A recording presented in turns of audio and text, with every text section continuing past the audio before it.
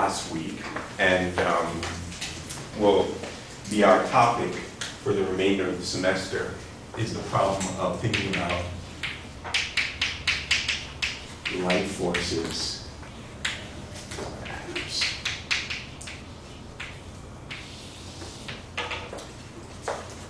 So, the notion that electromagnetic fields and light carries not only energy, but momentum,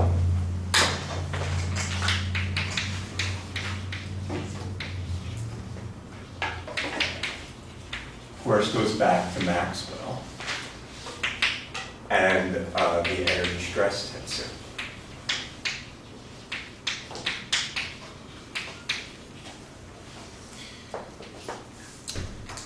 So we know that electromagnetic fields carry energy, and there's a flux of energy related to the Poynting vector.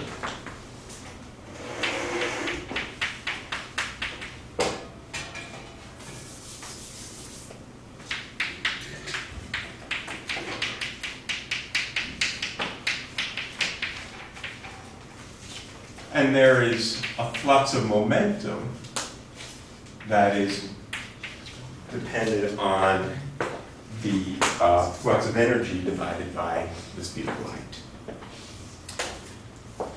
So these light forces that we started to discuss kind of come in two flavors.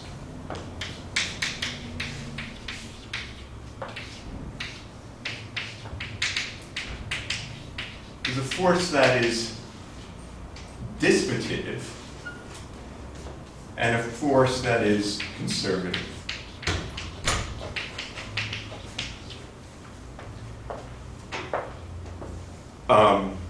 The dissipative force is what is responsible for ultimately heating and cooling, whereas the conservative force is associated with trapping in the optical field. So, why do we care?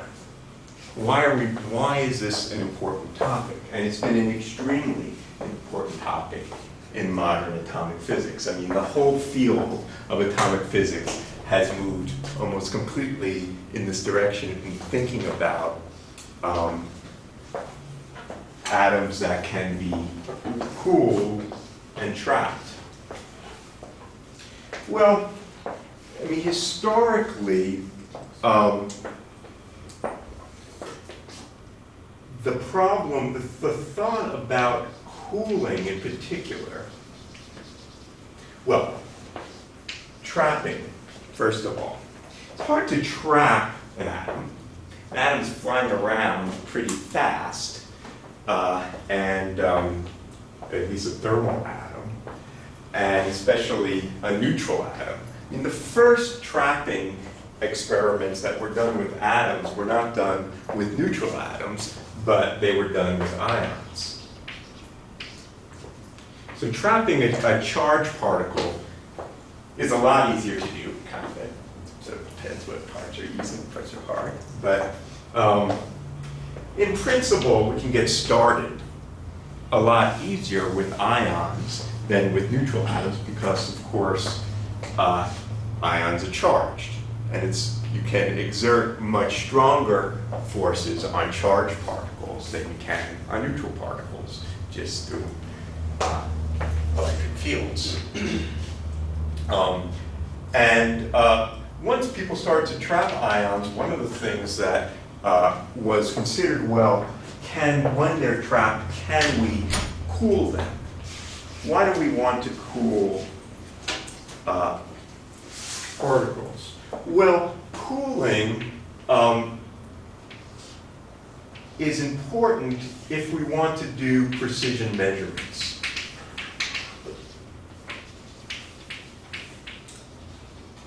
And a big part of atomic physics is about precision measurements. Some of the reasons we care about doing precision measurements are for fundamental physics. For example, we talked at the beginning of the semester that one of the very central topics in atomic physics is to try to, for example, measure very small forces like the fundamental forces of nature, tests of the standard model, tests beyond the standard theory of electroweak interactions. And in order to do that, we want to make the most precise measurements are possible. If the atoms are hot, it's a lot harder to measure them. So the colder they are, the less they're moving around, the more precise we can measure those atoms. From a technical point of view, those precision measurements, one of the most important applications of that is in the atomic clock. So a lot of the motivation for cooling atoms and ions was to make more precise clocks.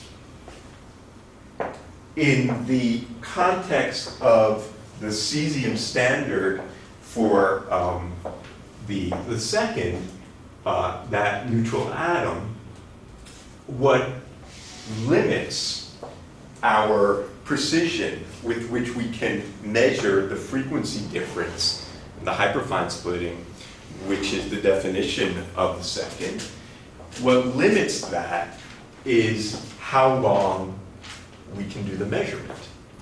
Because you know there is a kind of uncertainty principle. If I want to measure a frequency,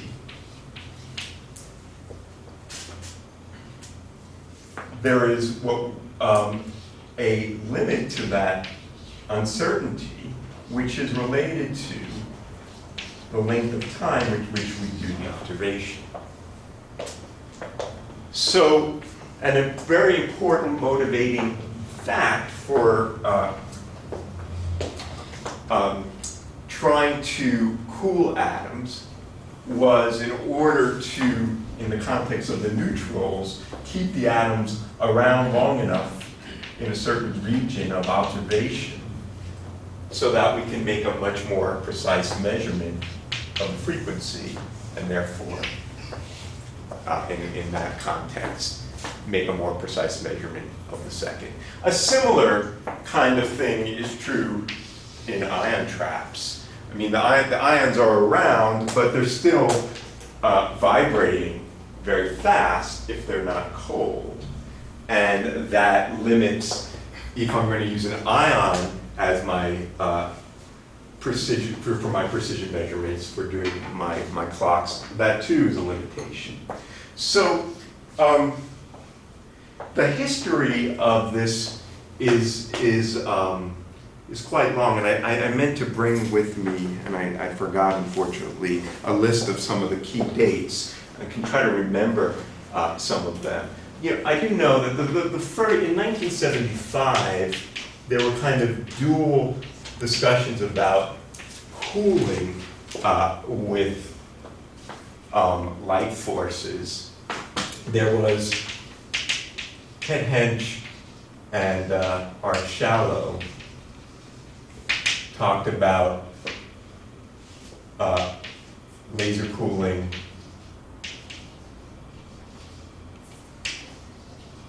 neutrals, and Wineland and Itano for ions. There were two independent groups looked at this simultaneously. Around the same time, I think it was maybe 1978, Art Ashkin thought about trapping neutrals in laser beams.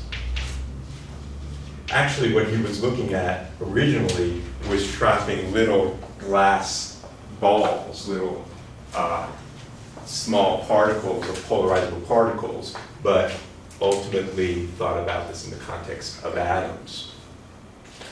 But the modern era where things have really gone started in the 80s. In the 1980s, there was a tremendous amount of work thinking about taking these ideas.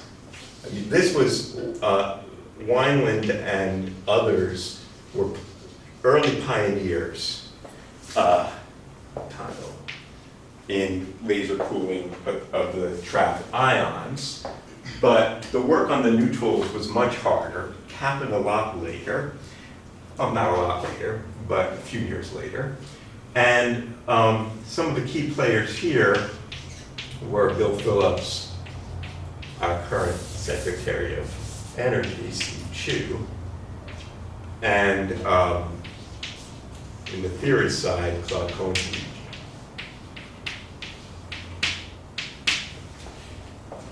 And Bill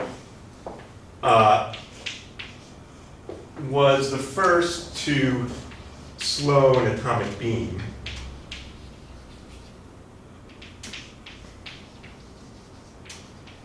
and then trapped. And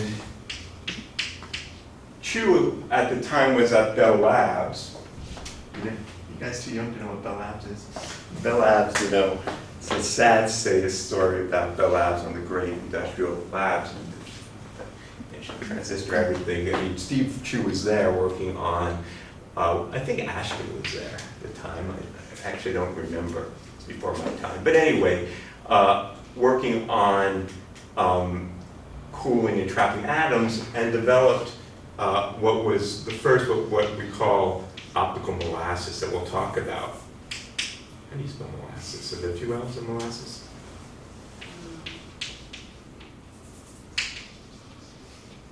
Is that how you spell molasses? I can't. There may be one I L. think it's 1 L. 1 L, 2 S's? 1 L, 2. 1 L, 1, I think. Is that right? I don't believe it. I don't know. I think that I'm was- sure about the L, I'm not sure about this.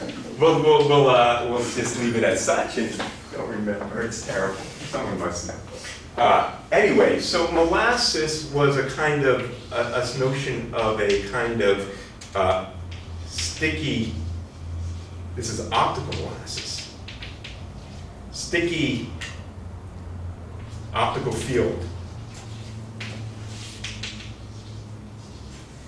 for damping atomic motion. And this stickiness, together with magnetic fields, led to what was known as the magneto-optic trap, which is now the workhorse of all cold atom, neutral cold atom experiments, affectionately known as the MOT. In fact, people call the group of atoms that come out of the magneto-optic trap a MOT. I have a MOT, it's this ball of atoms. That's the kind of jargon that is used today. And Komatsuyuki, together with Jean Dalibard, who was, I believe, his student at the time, really led a lot of the theoretical foundation.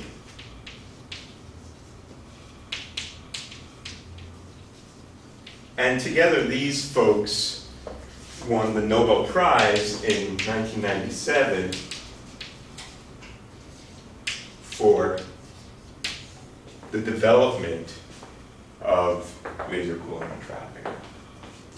And soon after this work was done, one had a system in which the atoms were so cold, in fact, they were colder than were originally expected to be. I mean, this was one of the important theoretical contributions of Komatsuyuki and experiments out of Bill Phillips' group, so-called subdoppler temperatures that we'll talk about, that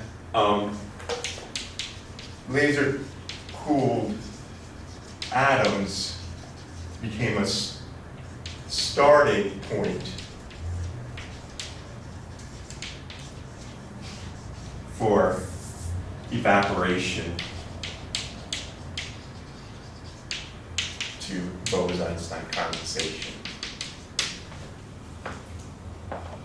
The idea that you could condense a gas into a Bose-Einstein condensate goes back a longer way. It goes back to Kleppner and Greytak, who were trying to do this with hydrogen gas, with traditional cryogenics. And it was tough. It didn't work. It didn't work, in fact, until after, in 1995, the groups of Carl Weinman and Eric Cornell at Gilla and Wolfgang Ketterle at MIT made the first BCs in rubidium-87 and sodium-23. So laser cooling is really the important starting point to which one can then get to the ultimate super cold temperatures where we see a quantum phase transition to a Bose-Einstein condensate, and then later thinking about degenerate quantum gases of fermions. Debbie Jin at Gilla did this, probably in 2000. I don't know, it's 1990 something, maybe 9. I don't remember exactly when that was. Once we have these ultra cold degenerate gases, then we can really start thinking beyond just the problems of the interesting problems associated with precision measurements and atomic clocks. Not to denigrate those important problems, but in addition, there is new physics to be gained by thinking about ultra cold matter. So now the atoms themselves, the whole atom, rather than just the atomic structure that we've been talking about for the majority of this course, we think about the atoms as the particles, not the electrons and the nuclei, but the atoms in a gas can have properties that we usually think about in the context of condensed matter. Properties like superfluidity and superconductivity and quantum magnetism and the Ising model and all of the kinds of many-body physics that it's typically the purview of condensed matter becomes available once we start getting into a regime where the de Broglie wavelength of the whole atom, not the electron, is big compared to the distance between the atoms. So the wave nature of the whole atom becomes important, and this leads to yet another field of study, and that's the field of what's called atom optics. So instead of thinking about the wave diffraction of light, we can think about the wave diffraction of the whole atom, thought of as a quantum wave. And that too, kind of ties back. In some sense, the atomic clock is an atom interferometer, but it's an atom interferometer that depends on the internal degrees of freedom, whereas we can tie that back and think about atom interferometers which have to do both also with the external degrees of freedom, the motion of the atoms, as well as its internal degrees of freedom.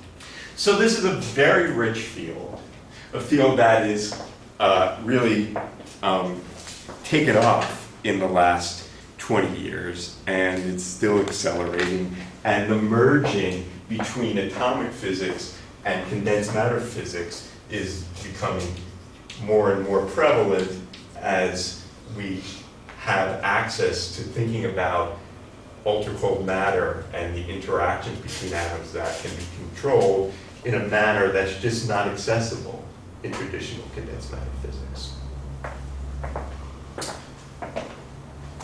All right, so we want to now spend our time getting a little bit more quantitative, thinking about these forces, how we can use them to cool and trap. How cold can we get? How big can our traps, how deep can our traps be? All right, so let's get started on that.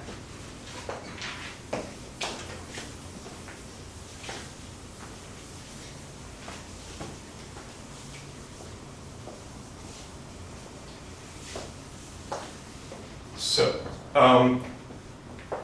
at last lecture, we got started by thinking about this from the point of view of classical physics.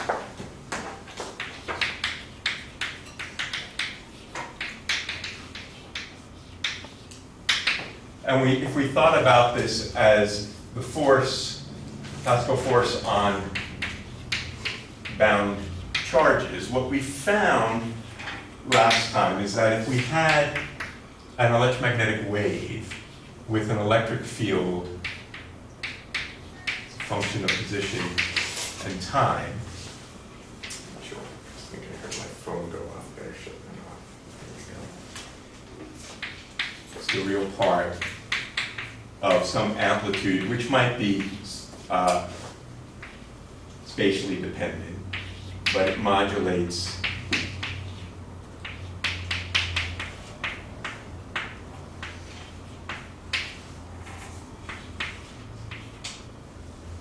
a plane wave here. Okay? So L here stands for light or laser. This is the wave vector, that's the frequency. There's some amplitude, which depends on the position. Then what we found last time was that the force, time averaged over the rapid oscillations of the field, could be broken up into two pieces. We had a piece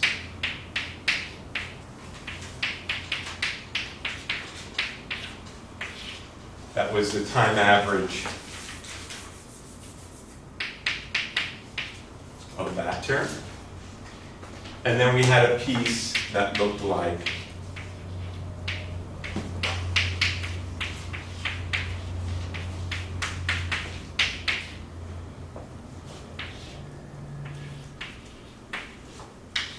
the time derivative of the induced dipole moment. So D here is the induced dipole moment.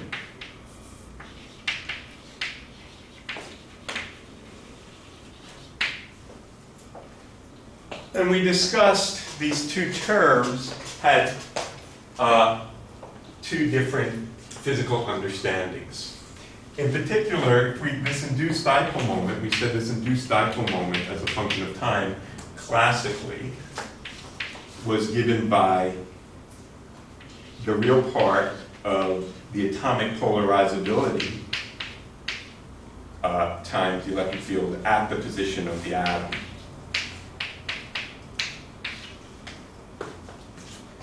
That these two terms broke up into these two pieces that we were just discussing. We have, if I write my complex polarizability as having a real part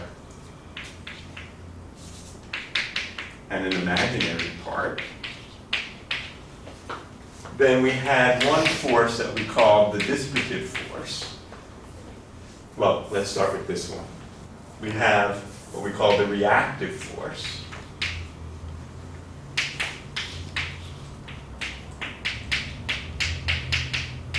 And if we plug this in with this, then what we find is that this is equal to 1/2 E star dotted into the gradient times the 1/2, the real part.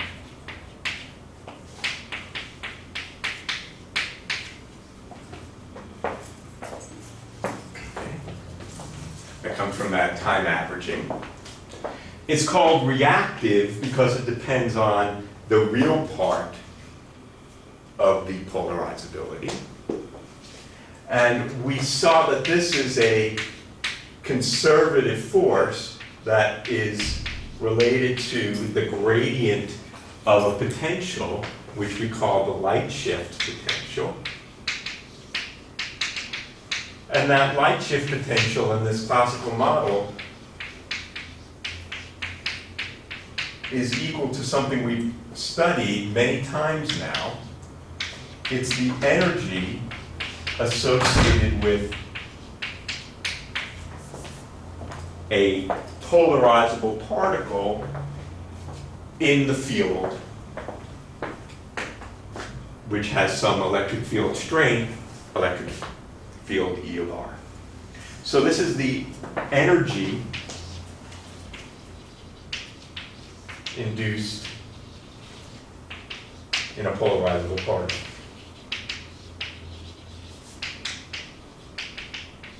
The reactive force is a conservative force.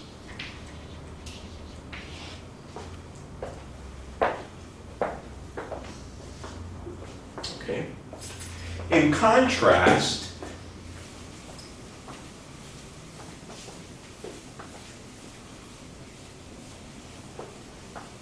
we have this other term here, which we call the dissipative force. And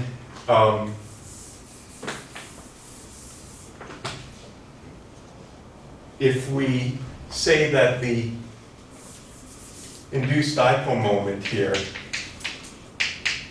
is equal to alpha, the real part of alpha e to the minus I, maybe L2 minus R T, times the electric field amplitude. Then if I plug this in to this expression, take that time average, we find the following. This is equal to 1/2 omega over c, the imaginary part of the polarizability, times the electric field amplitude squared, times, that's it, right?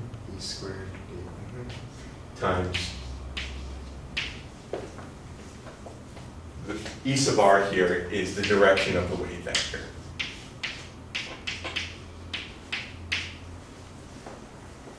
So this is called dissipative because it depends on the imaginary part of the polarizability.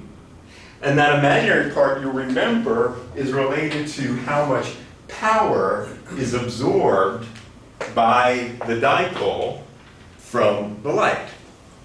And in particular, if we rewrite this, let me divide by 8 pi and multiply by 8 pi. So then when I get it 4 pi omega over c, the imaginary part of alpha. This is what we found last time to be the absorption cross-section associated with that dipole. And this is equal to the power absorbed, or the power incident divided by the speed of light. So our dissipative force is equal to, excuse me, this is not the power, this is the intensity. This is equal to then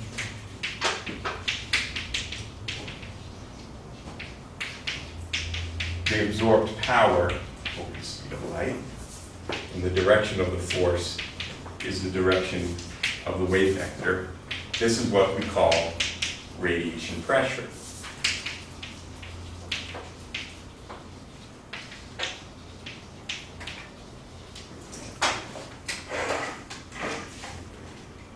this is what classically you would calculate for how much pressure a light wave is exerting on an absorbing body.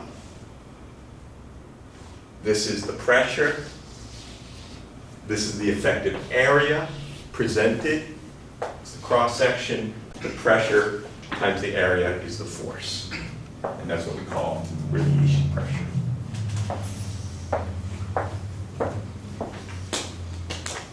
Okay. So, we have these two kinds of forces. The radiation pressure is what we want to try to ultimately harness to cool. Of course, it also is responsible for heating. So we got to be careful about some balancing between heating and cooling. And that ultimately sets the limit of what temperature you can reach, because otherwise you just cool forever and you get to zero temperature. So some balance of heating and cooling sets the limits of what temperatures we can reach. Whereas the reactive force, which is sometimes, this has other names, this force is also known as the, sometimes known as the optical dipole force.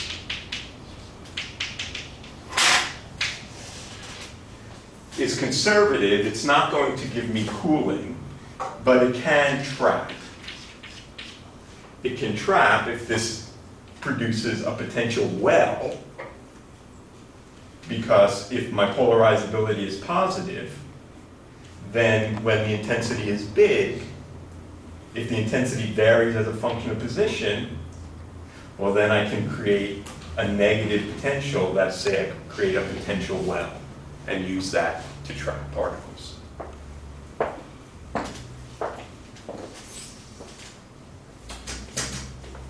So, this is our classical description.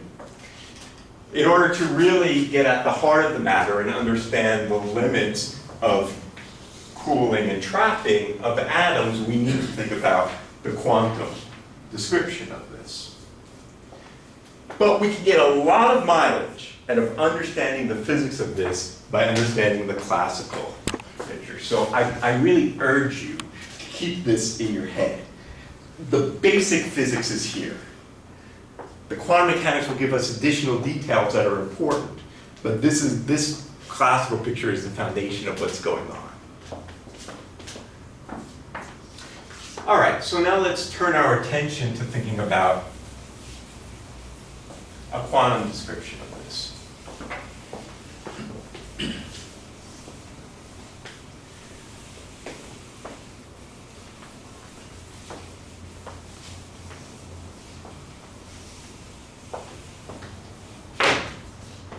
Oh, Lord.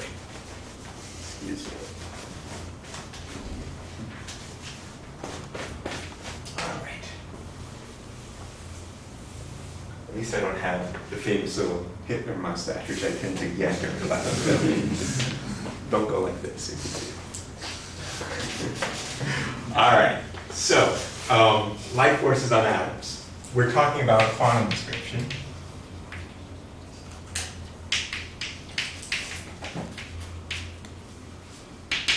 So our interaction potential, our Hamiltonian, we can break up into two pieces.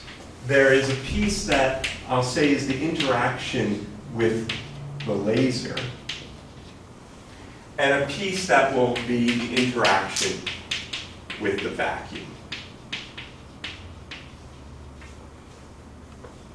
We fundamentally need both of these pieces because, as we know, it is the vacuum that is fundamentally responsible for the fact that we get spontaneous emission. And it is that spontaneous emission which ultimately gives rise to dissipation of energy. If we didn't have spontaneous emission, we wouldn't have dissipation. So we need to, at some point, think about that part of the problem as well. But our atom-laser interaction, and both of these we will, we'll make the dipole approximation. and think about the interaction with the laser field and the interaction with the vacuum, which is itself an operator. Okay, so if we're not going to get into this in depth, but if we truly wanted to discuss, and this is discussed in the notes that I posted on our website from the Lec24 lectures from 1992, continuity goes into some details, and it's available there for you to read. But in principle, we need to think about the quantum electromagnetic field and thinking about vacuum fluctuations. Okay, now, my electric field in the dipole approximation is acting at the center of mass of the atom. In the case of the atom, that's basically the nucleus. If we're going to be thinking about the quantum problem, in principle, I really should think about the motion of the atom itself as a quantum mechanical object. I mean, I just erased it there, but I talked about the de Broglie wavelength of the atom. What I'm talking about is the de Broglie wavelength of the whole thing, which is basically the de Broglie wavelength of the nucleus. Thinking about the nucleus as being something that has quantum fluctuations or quantum uncertainty associated with its motion. So in principle, we really need to think about the center of mass, which in this case is really the nucleus, because the electrons are negligible contribution to the weight or mass of the atom, as a quantum mechanical object. Of course, the dipole here is related to the relative coordinate of the electron relative to the nucleus. And so, that's E, R. So there are two kinds of degrees of freedom here in the quantum problem. If we really want to think about this problem of light forces quantum mechanically, we have what we call the internal degrees of freedom,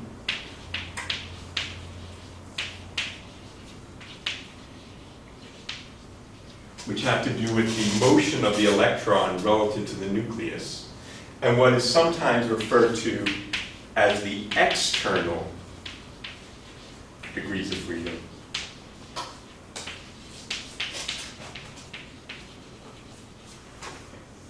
Which are referring to the fact that external to the atomic structure, there is potentially a well that can trap and forces that act on the center of mass. This is the jargon that we use.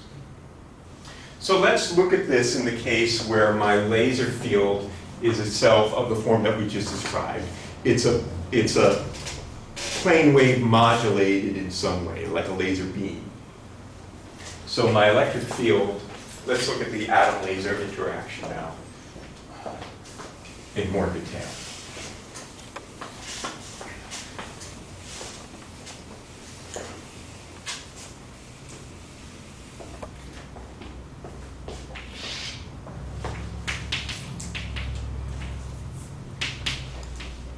So if we look at, again, the two-level approximation,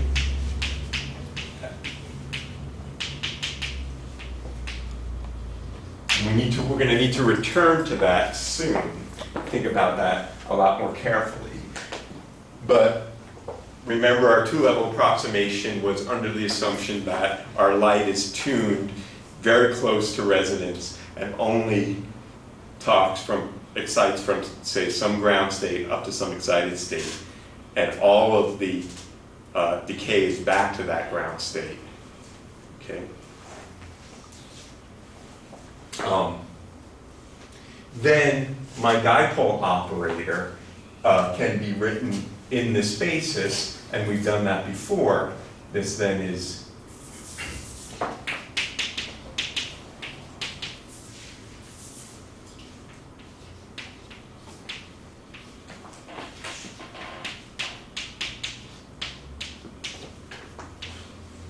this is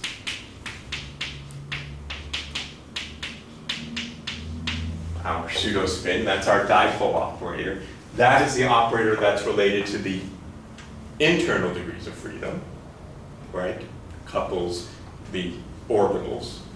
And then we have the electric field, which we said was the real part of some amplitude as a function of position, e to the minus I omega LT minus K dot R, which is an operator. And then the real part of that means this over 2 plus its complex conjugate.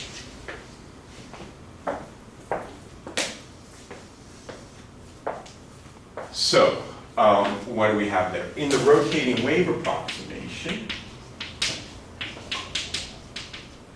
this is equal to minus h bar, the Rabi frequency, as a function of the position. That's d dot e. And then we have sigma plus times e to the minus I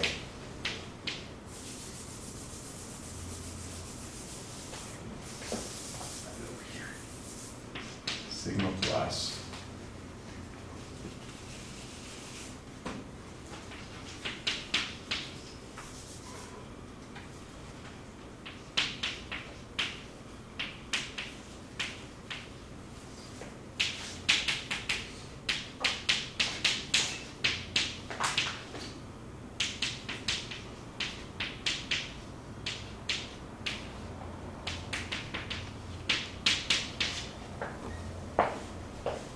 So, our atom laser interaction involves operations that act both on the internal degrees of freedom and the external degrees of freedom, right? This operator, we understand that this is associated with absorption. Remember, this is the positive frequency component. This is the part that has to do with absorption. This is the part that has to do with emission, because this takes me from the excited state back to the ground state. So, we understand what sigma plus does, but what is this operator? Well, that's a familiar operator, maybe. Remember, in wave mechanics,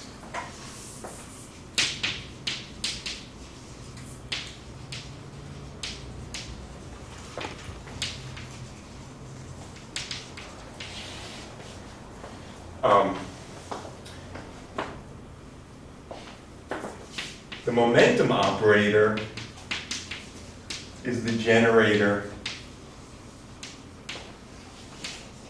of translations, right? That's to say, if I take the momentum operator and I look at e to the minus I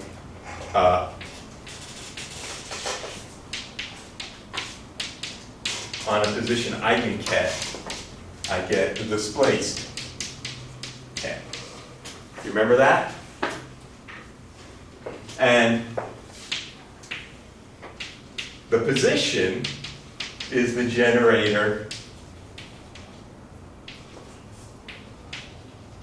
of momentum translation. That is to say, e to the plus I r hat dotted into p naught over h bar, acting on a momentum eigenket, translates in momentum. Those are fundamental results from wave mechanics, right?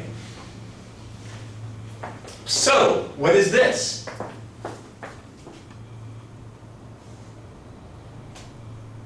Change in moment. Right, this is the momentum translation operator. Translating by what momentum?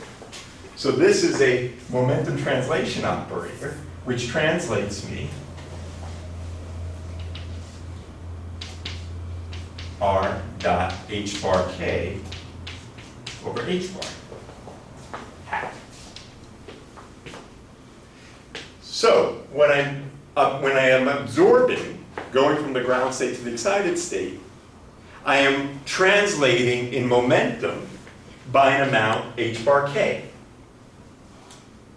That is to say, when the atom absorbs a photon and goes from the ground state to the excited state, the center of mass recoils. Like, whoa, a bullet hits it, and the bullet has, the photon bullet has momentum h bar k. So this takes into account the effect of what we call recoil. This is a quantum mechanical description of the atom recoiling because it's absorbing a unit of momentum, h bar k. So, a very important quantity in thinking about light forces from the point of view of quantum mechanics is the recoil. And the recoil momentum is how much momentum does the center of mass pick up if it absorbs a photon? And the answer is h bar omega over c times in the direction of propagation. So, there are two kinds of dynamics that are occurring as generated by this Hamiltonian.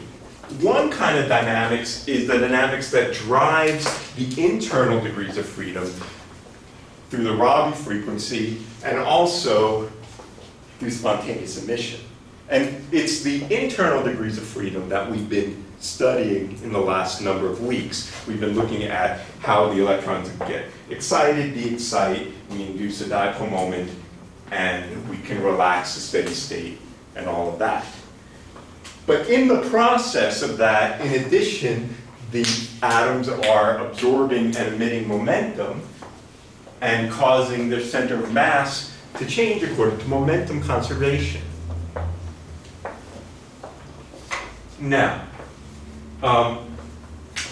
before I do that, let's just get a sense of how big this is. So one thing that what one can calculate is what's called the recoil velocity, which is how much velocity or speed does a atom with mass m pick up when it picks up this much momentum. So the recoil velocity is h bar k over the mass of the atom, which we'll call capital M. And how big is that? Well, he's going to calculate it. For a couple of atoms that are used often in laser cooling experiments, this chalk is helpful. Not much better. So for sodium-23, the recoil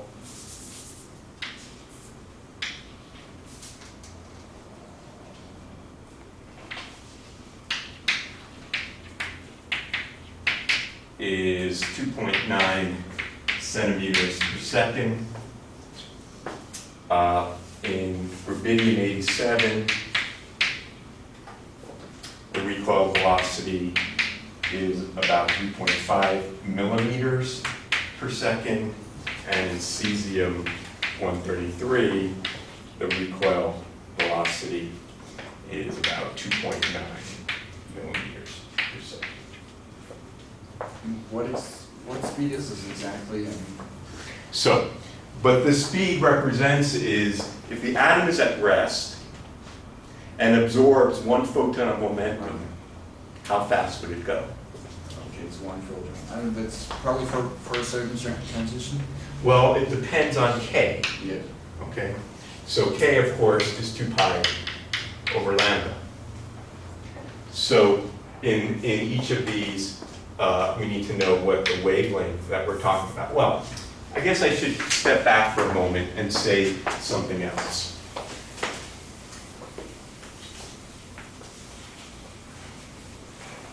So we made this two-level approximation.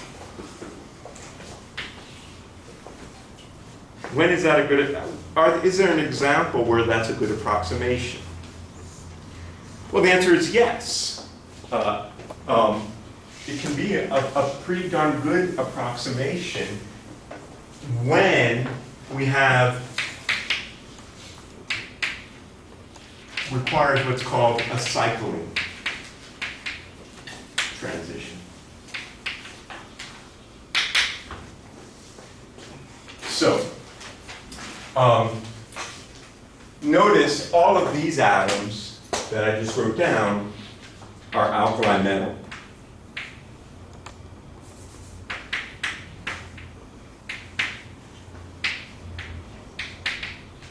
They're group 1. Ones we talked about in our discussion of the atomic structure at the beginning of this course. And in particular, we know from the dipole selection rules that, so the ground states in all of these guys are doublet S1/2s, right? Depending on the principal quantum number.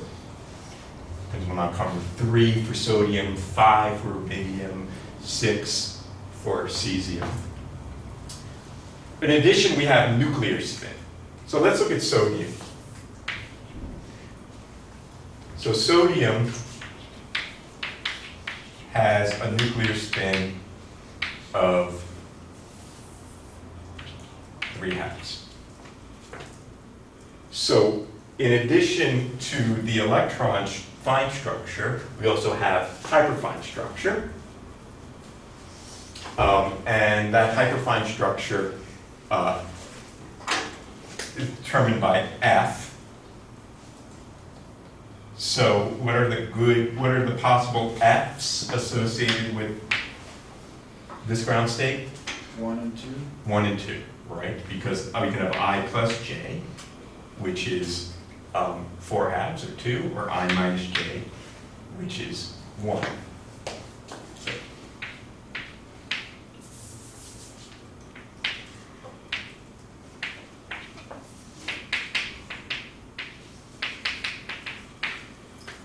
Now up here, we have excited states.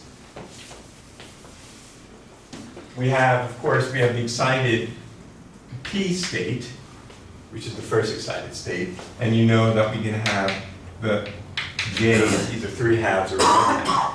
And they cause the transitions we've discussed, we call them the D1 line and the D2 line. Let's look particularly at the D2 line.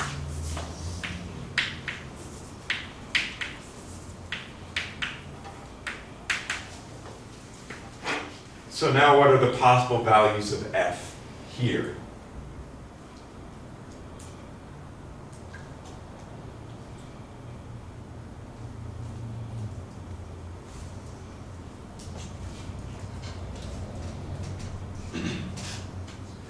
What is J?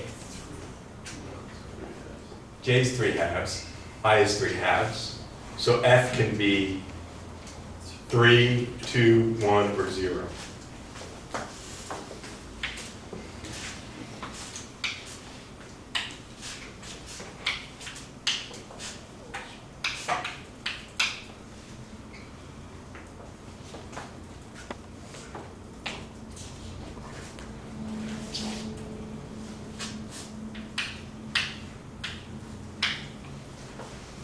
Okay, so this is my excited F prime equals 3, 2, 1, or 0. And what I've drawn are the magnetic sublevels, the M's of F levels. So, this of course is an allowed transition, but of course the particular connections of the selection rules that we discussed through the semester also have restrictions not only on S to P, J can change by 1 or nothing, but no 0 to 0. And then F can change by 1 or plus 1 minus 1 or 0, but no F equals 0 to F equals 0.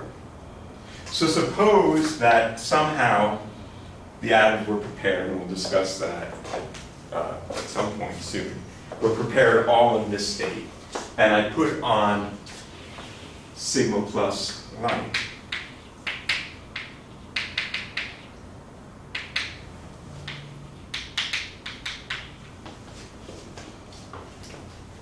So, this is the only allowed transition, right? Because delta m sub f, if I have sigma plus light, that's of course nothing to do with that other sigma plus you wrote down. Totally different use of the term sigma plus. Here delta m sub f is plus 1, because I have sigma plus light. And everything else, there's no other place I can go. And in fact, if I'm here, there's only one place I can decay. Why can't I decay here? I mean, delta m sub f is 1, that's okay. Delta F is 2. But delta f is 2. So that's not allowed. So this is what we call a cycling transition.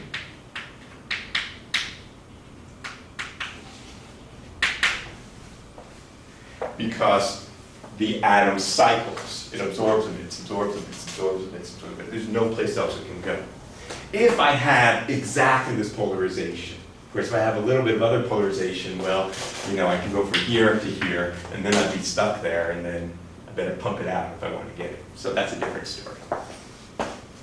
But if I have exactly sigma plus polarization, I'm exactly 2, and that there's no place else, and that's a cycling transition. This is the reason, as we'll discuss, why it is the alkali atoms where the majority of laser cooling and trapping experiments are done, because of the simplicity of the atomic structure, because of this hydrogen-like atomic structure of the group 1 elements, there exists these strong transitions which are cycling transitions. Okay?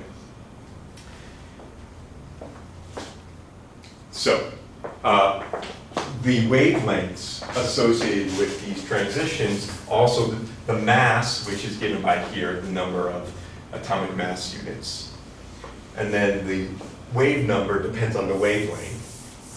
For the D2 line of cesium, the wavelength is 852 nanometers. For rubidium, 789? 780. 780, thank you. People who know these things. And this is 589, I think. So it's sodium. It's yellow.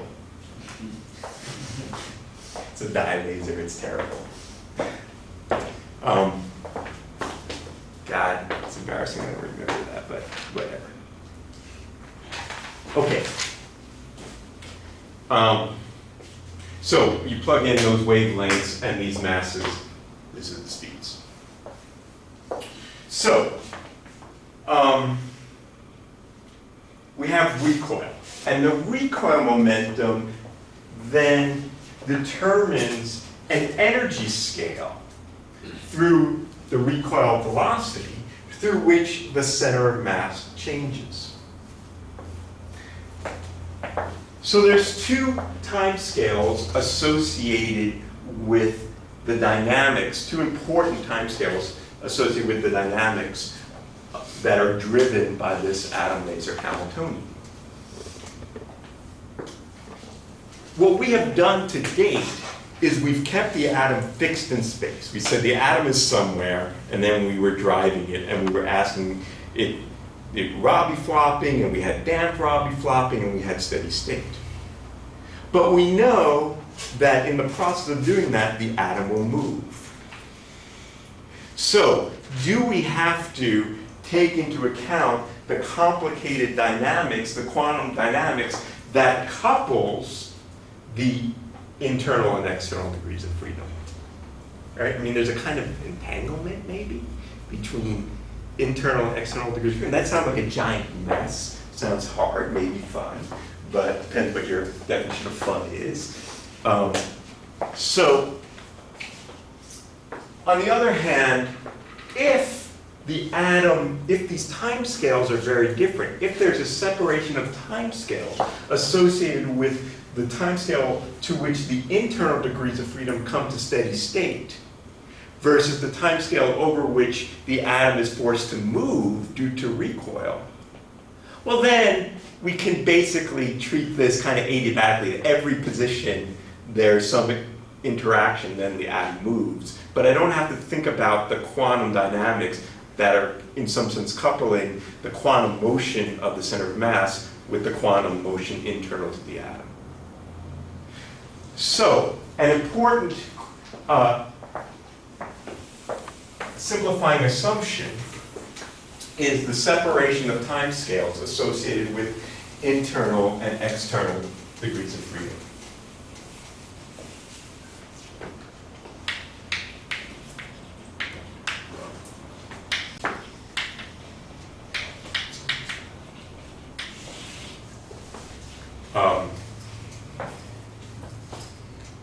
What are those timescales? Well, the internal degrees of freedom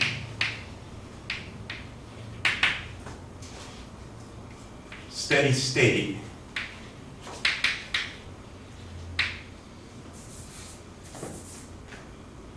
reached in some time scale, called the internal time scale, on the order of the lifetime, 1 over the natural line width. That's the damping time associated with the internal degrees of freedom. The external degrees of freedom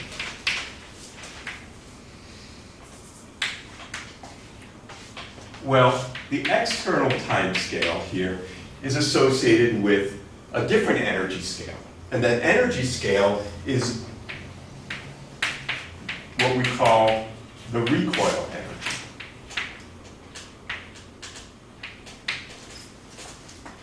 It's the energy associated with the kinetic energy of the atom when it recoils due to absorption of h bar omega.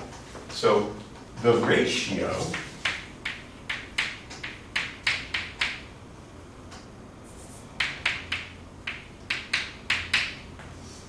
is the ratio associated with the recoil energy compared to h bar gamma.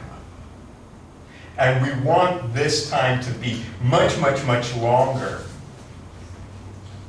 I have it backwards. Now it makes sense. Gamma uncertainty principle.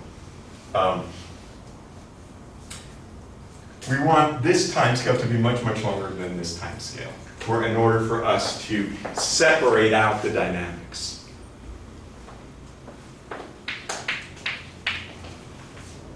Is that true? Well, let's take a look. What is the recoil energy?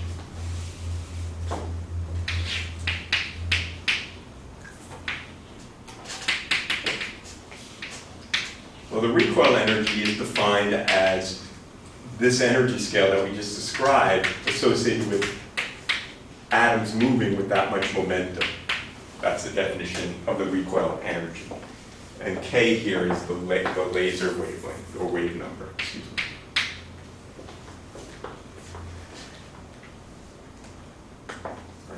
Okay, so again, we just have to plug that in. What we're interested in here is this ratio, which I will write as h over, or gamma over 2 pi divided by the recoil energy in units of Planck's constant without the bar. That's the usual way it's done. So we typically talk about the recoil energy in some number of hertz, right? Or per seconds. So we just have to plug that in, and here are the numbers. I remembered for cesium, but I don't remember for anything else. Oh, well, I guess we should get a little bit of a sense, how big do we think this is, just from, you know, we should have some physical intuition. How big is this energy? Well, let's think about this. How would we do it? I mean, if we didn't have a calculator, we didn't have an iPhone which had a calculator on it, what the heck are we going to do? Doesn't it have to be h bar omega because that's the energy in terms? There is another energy here which is related to the mass of the it's another scale here. If it only depended on the wavelength, you're right, there's only one energy. But this is a ratio. The recoil energy, if we look at this. I mean the ratio. What's that? You mean what's the ratio, okay? What I want to know is, what is this energy? How big is it? How many electron volts or joules or whatnot? Well, we can look at that. That energy can be seen as the ratio as Cornelius. There is H bar, if I write K as omega over C, then this ratio is the ratio of the square of the photon energy to the rest energy of the whole atom. So it's going to be a tiny energy, right? How big is the energy of a photon? An optical photon. In any units you like. Do you have a feeling for that? The energy of a photon is about a half of an electron volt. So this is about a half of an EV. And what about the mass of the atom? Yeah. It's a few electron volts. Right, so the mass of the proton is actually a giga electron volt. So it's a billion. And so, and this of course depends on the atomic number. It's nano until something between nano and micro electron volts. It's going to be smaller than that. Smaller than that. Because we have all these factors of 2 around here, and we also have the atomic number. Now, if it's hydrogen, yeah, it's a lot. It's closer to micro, some maybe nano EV. But let's just take a look. So this is like square to, let's make that 10. It's like 10 to the minus 1, 10 to the minus 9 over the electron volts. Okay, so that's on the order of pico EV. Few, maybe a fraction, it depends. This is for visible light. If we start getting into the IR for cesium and rubidium, the energy is smaller, right? About a factor of 2. And then you square it. So, turns out the recoil energy is fraction of pico EV. Okay? Yeah? Still don't understand where the energy goes, because isn't the photon absorbed in the process? The photons absorb. Okay, where does the energy go? Right now, so the energy, the atom has been excited. Okay. So part of the energy is going into the excited state. But in addition, the atom is moving. Now, there is an important subtle point that is implicit in your question, which is that the resonance energy is shifted because of the fact that the atom recoils. That's called the recoil shift. So in order to actually exactly put, if the atom was at rest, and I want to then put it into the excited state, the frequency at which I should tune my laser is not just the difference of the energy eigenvalues without the motion. It shifted slightly, and it shifted slightly by this amount. The recoil. The atom is moving, as we'll discuss. Of course, there's a Doppler shift, and that's yet another story. Okay, excellent. So the atom absorbs, it goes into this excited state, and it's moving. Its inner mass is moving, and therefore picks up this amount of energy. This is pico-electron volts. This, if you turn that and divide by Planck's constant, is on the order of 10 kilohertz.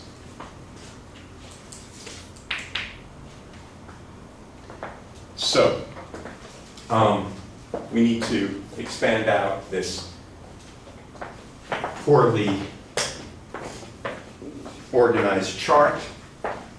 Let's write it out anyway.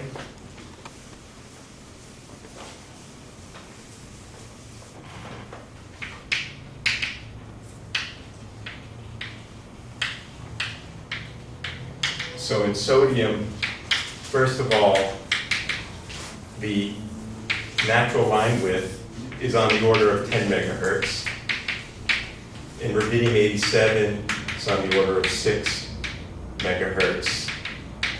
And the natural line width for the D2 line in cesium is on the order of 5 megahertz. So it's over a few megahertz.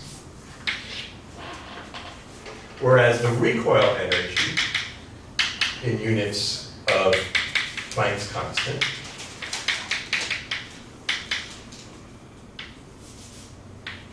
for cesium, I remember it, because that's the atom I work with, it's 2 kilohertz.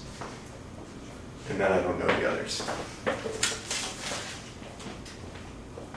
It's about 3.7 kilohertz in rubidium, and in sodium, it's 25, because it's lighter kilohertz.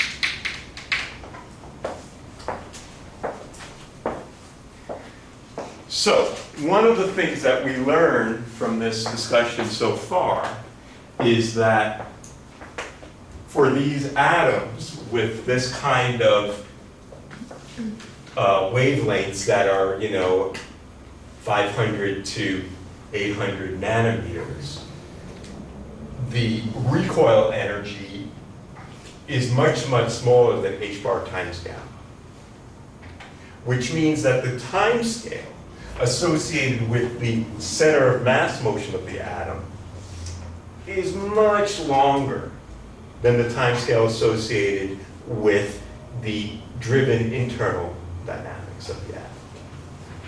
And because of that, in this regime, if we have atoms that are kind of freely moving, we often, until we start getting into very cold temperatures where the wavelength matters, but for the atoms that come out of, say, a thermal oven that we want to then cool and trap, we can forget about the fact that this is an operator and just replace it by its mean value. And treat the atom's motion classically. We treat the internal degrees of freedom still in terms of the quantum mechanics of absorption or emission, but we treat the atom as a kind of billiard ball.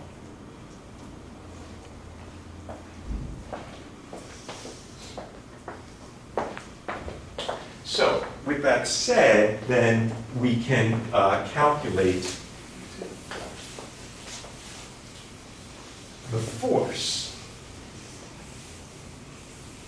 thought of in this semi-classical regime. So the semi-classical force is the field atomic motion classical.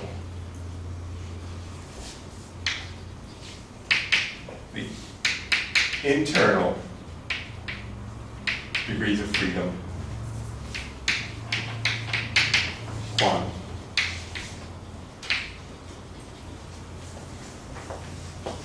We can then write down a force operator.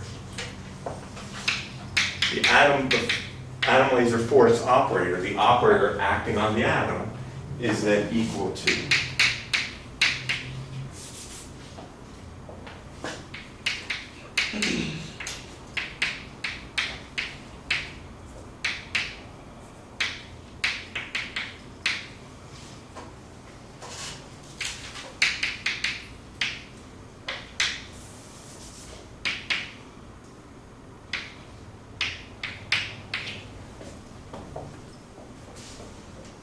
and from this, we can determine the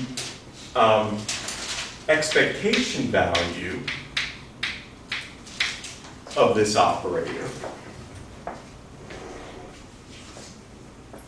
where the expectation value is related to the particular state of the atom. So this then is equal to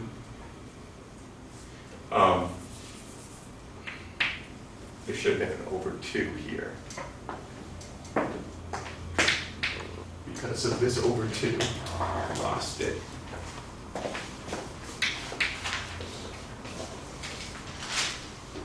what this then is equal to is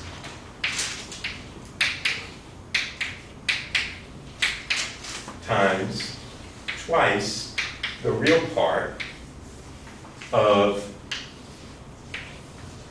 rho GE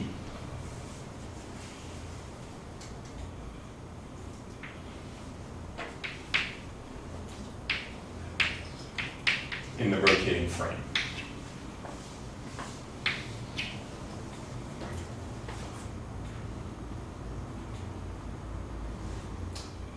So, we then have to decide what the state of the atom is. If we want to look at this force in steady state after the atom has reached its transients, well, we know the steady state solution. Firstly, we rewrite this in terms of the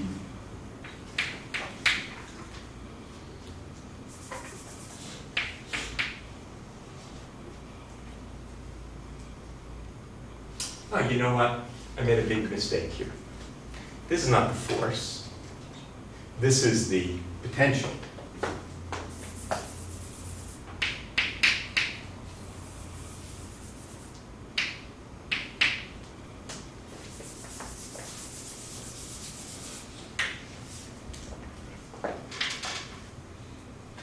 So the force, the average force, is minus the gradient of this.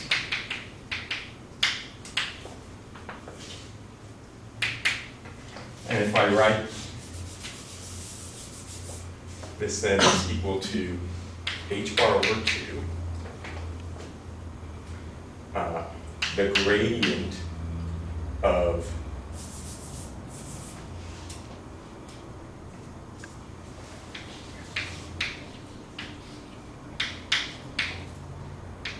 the amplitude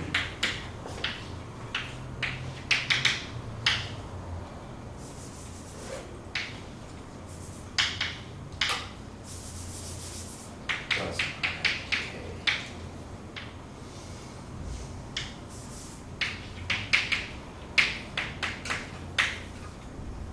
plus complex constant. So what I did is I took the gradient of the amplitude and I took the gradient of the phase. The gradient of the phase is I times k.